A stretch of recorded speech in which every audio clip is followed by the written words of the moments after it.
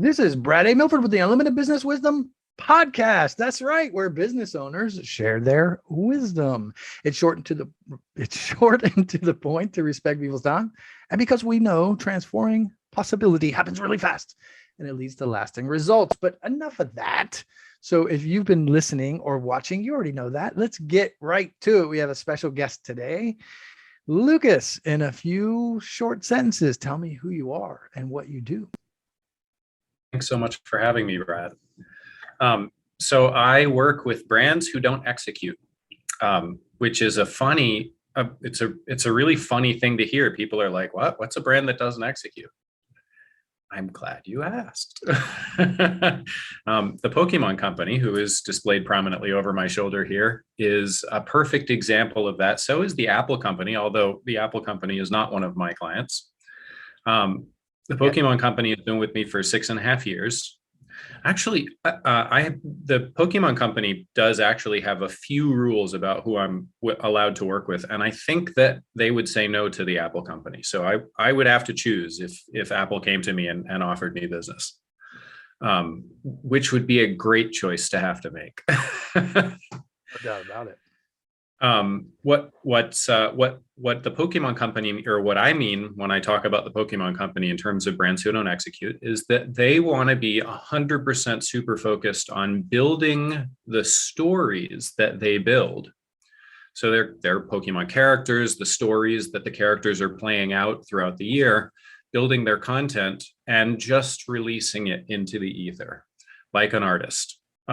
Now they're an enormous artist and enormously successful artists. So I have tremendous respect for where they've gotten, but as soon as they've released their content, they want to be done with it. And they want the world to go take their content and run with it all by themselves. And they recognize that there are things that have to happen in order for that to work.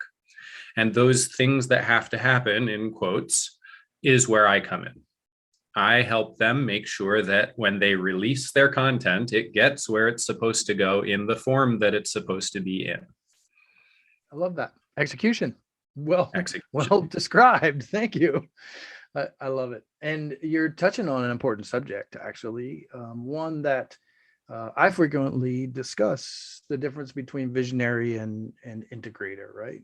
So there is a very distinct difference between a lot of the visionary entrepreneurs out there and a lot of the people who are more focused on integration. The execution side is much more of an integration activity. Execution, is it not? Yep, absolutely. So this, depending on who I'm working with, each client has different things that they're interested in. Funny side note, I've noticed that the clients that I work with that are under a certain sort of revenue level want the opposite from me, from the clients who are over that sort of certain revenue level.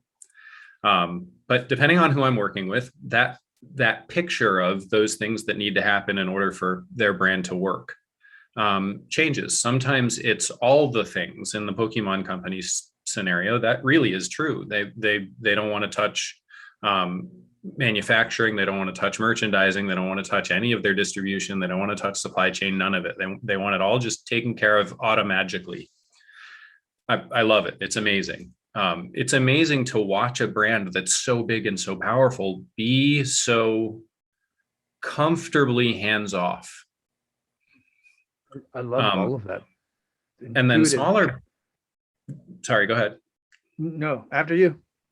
And then, like I said, sort of as you move through the revenue tiers, the lower revenue companies often would like advice on how to get things done, but they don't actually want help doing it.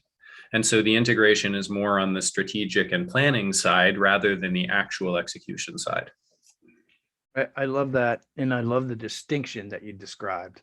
Very intuitive. I can tell how well versed you are in the business and seasoned for yourself. I too have found very similar things. The less seasoned businesses, the newer businesses, if you will, are focused on quite different things. So I love that distinction in the way you described it. It's great stuff, Lucas. Let's get to some more stuff. I don't think it's wrong. The smaller brands, as they're seasoning themselves, they have their hands in every pot. I think they're right to do that, because how do you know which pieces you want to keep internal, and which pieces you want to if you don't do any of it. There's I no way. love the way I watch this happen. Yeah, it's a great way for things to unfold.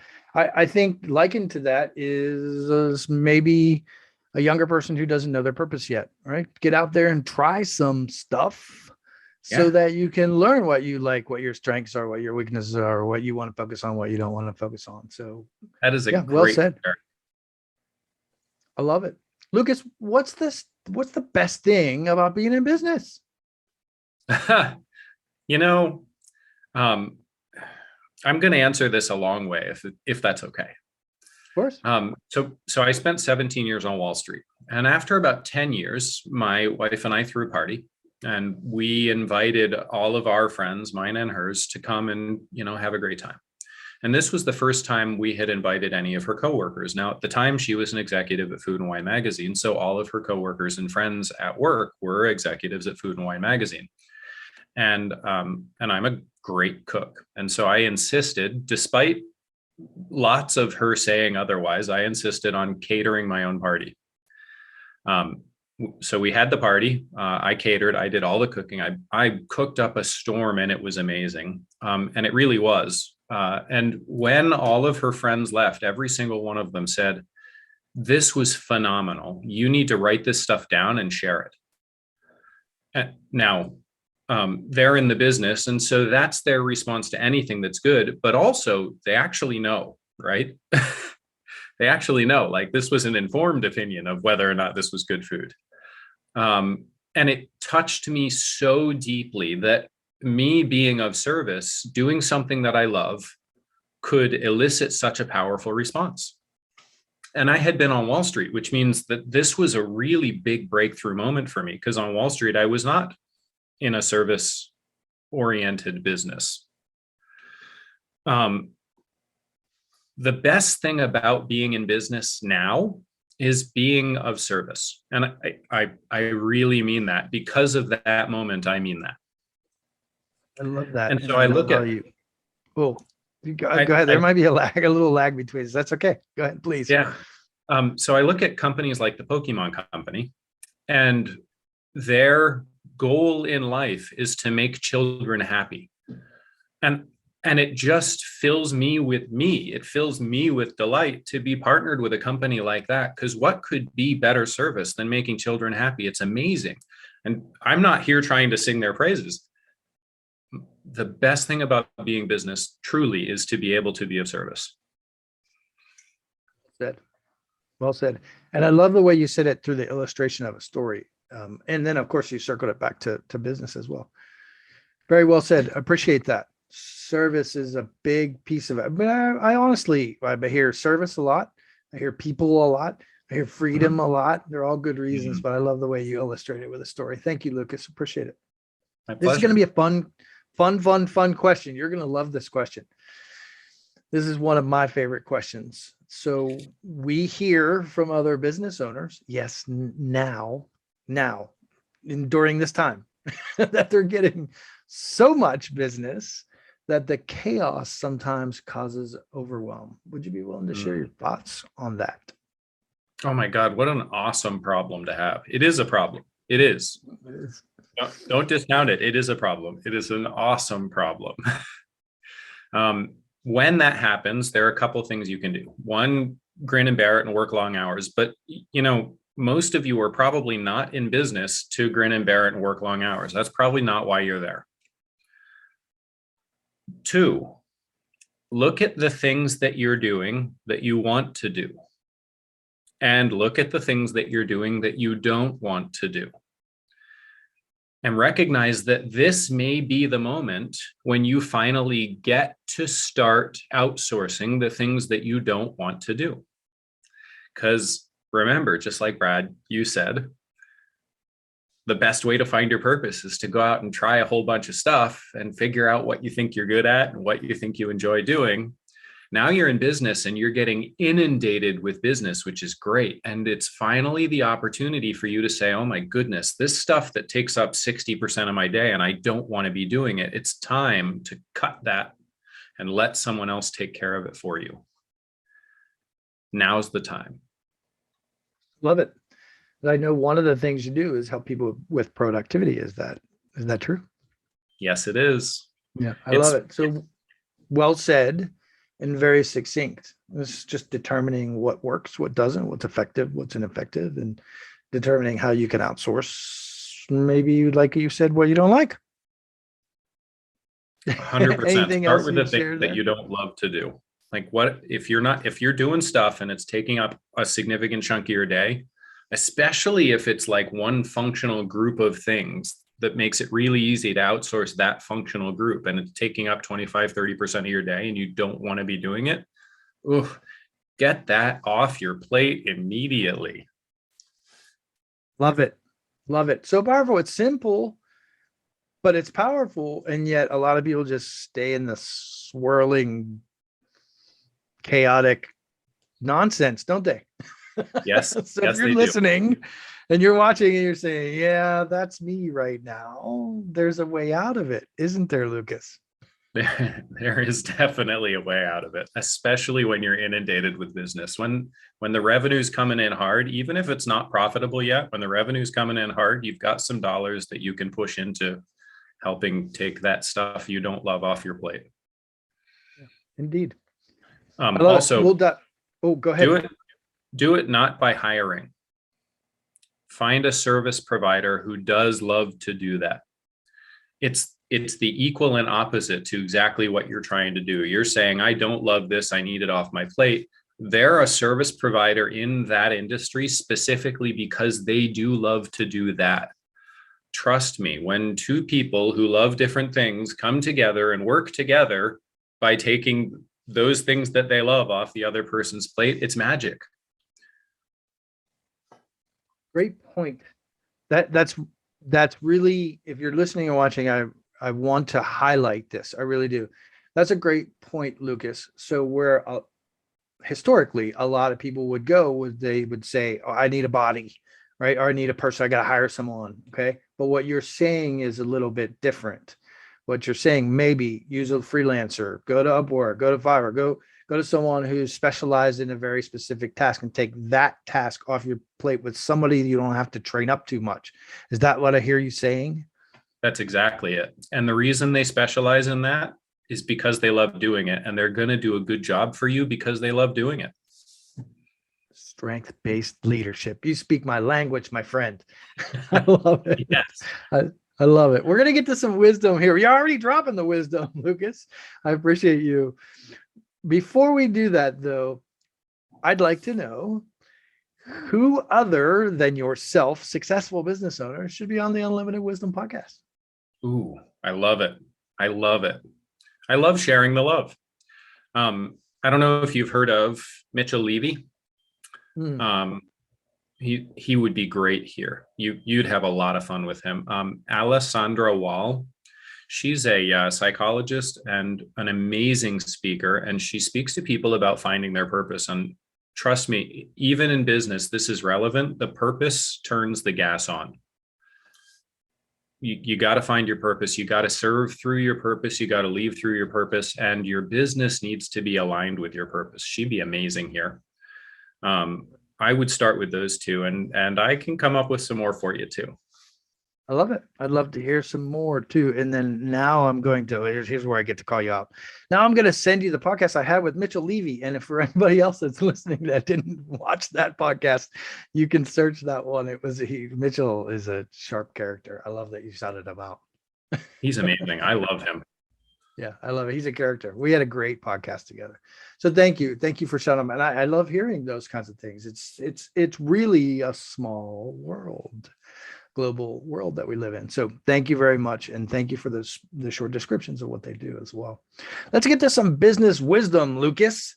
What wisdom based on your experiences would you share with other business owners? I hope I'm not recapping too much of what we just talked about, but start out by doing everything. Put your finger in every pot. Figure out which ones you want to keep doing. Look, here's a nugget for you. You don't have to do, you almost have to do nothing in order to be in business. The Pokemon Company, all they do is generate content. They create a story and the characters in it. That's all they do. if you think about it, that's a tiny little piece of what it takes for them to be successful, but that's all they do. Everything else gets done by someone else. So figure out what you want to do by putting your finger in every pot so that you can experience every pot and say, I want to keep doing that. I don't want to do that. I don't want to do that. I don't want to do that. It's not that it doesn't have to be done, but you don't have to be the one doing it.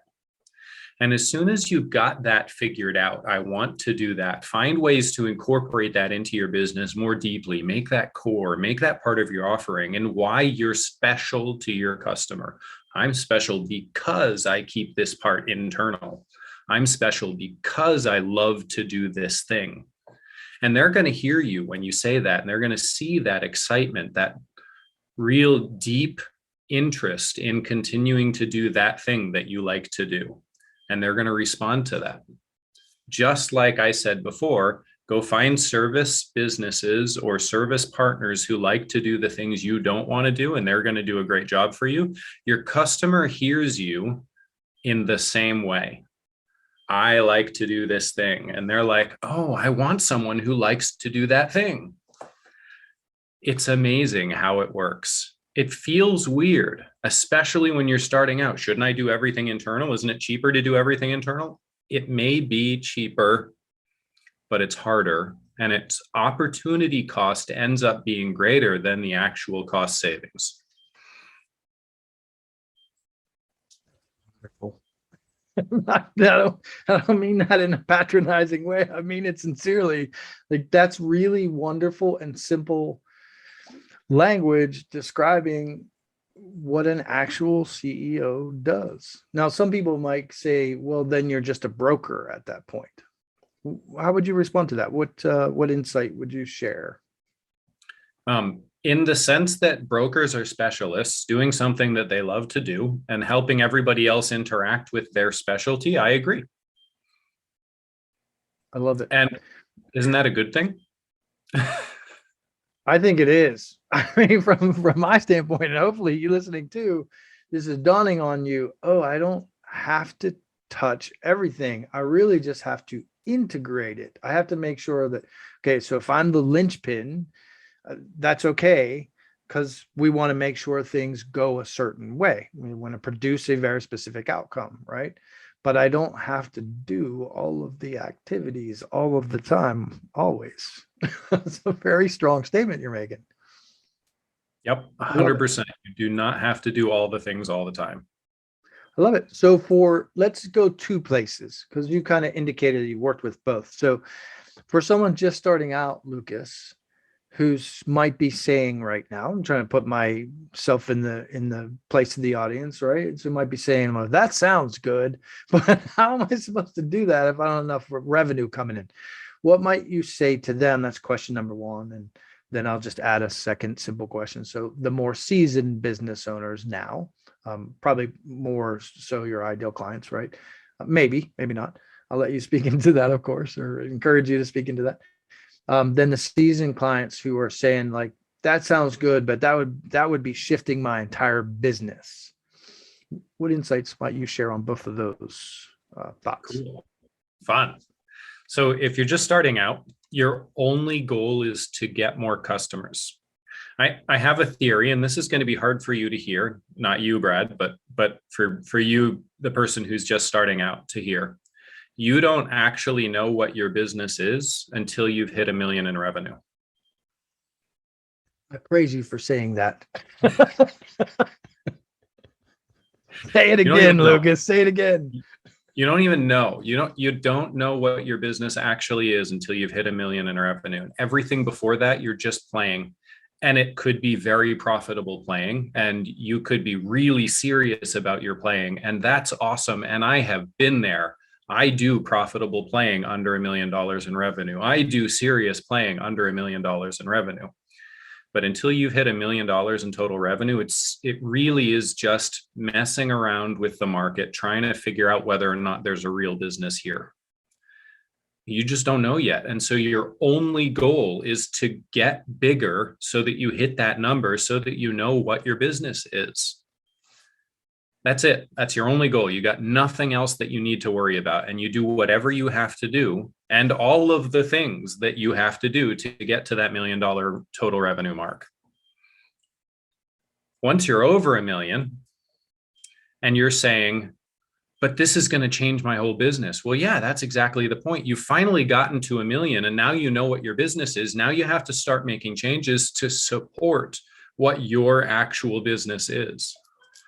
And you always knew you were going to have to, and this is the moment. I love it. That's very clear. And I suspect, yes, now I'm talking to you, not you, Lucas, to you who's listening. And you're saying to yourself, did he just tell me I don't know what I'm doing if I haven't hit $1 million yet? I think you did kind of say that. And I hope it actually resonates. This is a really fascinating conversation, Lucas, and I appreciate you and celebrate you for bringing this up. It's so true. It's all about testing until that point, isn't it? And there's a lot of business owners. I mean, look, we all know the percentages, right? Look, anybody can look at the percentages of failures in the first year, failures in the 3 years, 5 years, and we've all heard that stuff as entrepreneurs.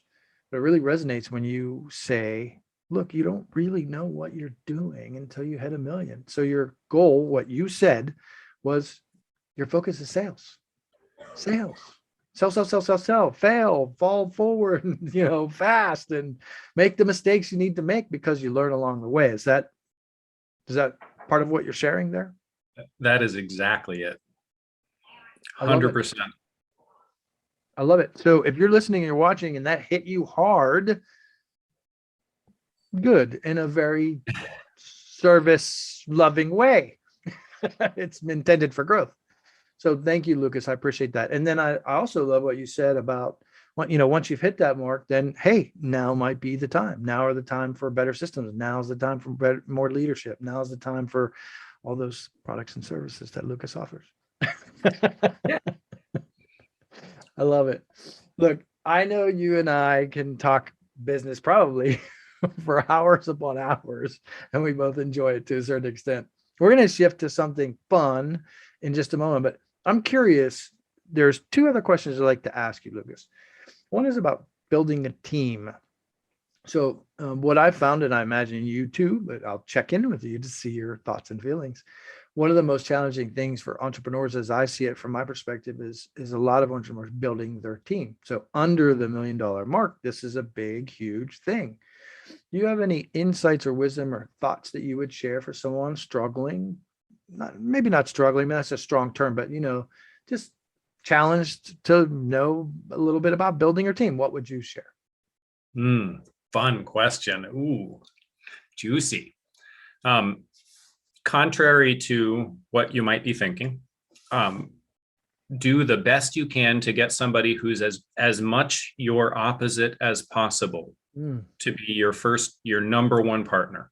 You have to be able to get along with them. And in other ways, they should be your polar opposite. I mean, truly, absolutely 100% your polar opposite. If you're a man, get a woman. If you're from a reasonably wealthy background, get somebody who is from a reasonably not wealthy background. Like the more challenged their economic upbringing was, the better. Truly your opposite. If you're tall, get someone who's short. If you're old, get someone who's 17. I mean, you can't legally work if you're 17, but really, like, go as far into the opposite direction as you possibly can. The more opposite from you, but they have to be able to get along. The more opposite from you you get, the better served you will be by your partnership. That's your number one recruit. Your number one hire has got to be someone who's you're as far into the other direction, polar opposite, as you can get. That's great advice. I love it. And again, here you're dropping something that's very simple, but it's this is real. This is true. And it goes back to what we were saying about strength-based leadership and your strengths and weaknesses and all that kind of stuff. So it's very theme-based here, but the diversity is huge. And so that's great advice, Lucas. Thank you very much. I've got one more fun question for you. Two more. I'm going to throw you in there. A little more rapid style questions. You ready? Yes. Okay. So great website. I've been to your website, checked out your socials, all that kind of stuff. Anybody, we're going to give those here in just a moment. But so a lot of people can do their due diligence, as we like to say. That's great. What's one thing, though, by going to your social media and going to your website that they wouldn't know about you? Good question. You probably wouldn't know that I was born and raised in northern Vermont, and that I still very much consider myself to be a tree-hugging hippie. Interesting. That's a great answer. I love that. That is, because now you're in California, so that's quite Vermont and California are pretty different cultures. So yeah, I love that. Tree hugging hippie and my history on Wall Street are pretty different cultures. No doubt about it. I love that. That's great. Again, so there's one question that I usually end these with, and that's so that the listeners can get to know you a little bit better. And I believe, I imagine you do too, that we work to live and not live to work, right? That's part of why a lot of us have become entrepreneurs, for that freedom lifestyle. So what's one of your favorite vacations that you've ever had, Lucas? My wife and I went to the country of Colombia in South America for 2 months in 2016 over December, January, so through the holidays. And it was amazing. Her whole family rented out basically an entire resort, and we all went there, and we had a huge Christmas party and just had an amazing time. And then my wife and I, we stayed there for 2 months. We traveled around the country. We went to Bogota for a couple of weeks, went out into the mountains, went sightseeing. We went down to the beaches. It was incredible. And what I learned from that, other than huge amounts of culture and having a really amazing time, what I learned from that is something that surprised me a lot. Because I had always been a 2 weeks vacation kind of guy. I don't think that I actually turned off from work ever before that. And so I now have an operating theory since then that it takes 2 weeks before you turn off. And so if you really want to have a meaningful vacation, it has to be at least 3 weeks long, because the first 2 weeks is turning off. And if you've never had a vacation longer than 2 weeks, you've never experienced this. Love that. You're the first person that's ever said that. You're taking me back to all the long vacations that I've been fortunate to have. And I just took 6 weeks off. Oh, wow. Just recently, and reflected. So the end of November through December, I really pared down and took some time off to reflect on how I want to scale up. I love it.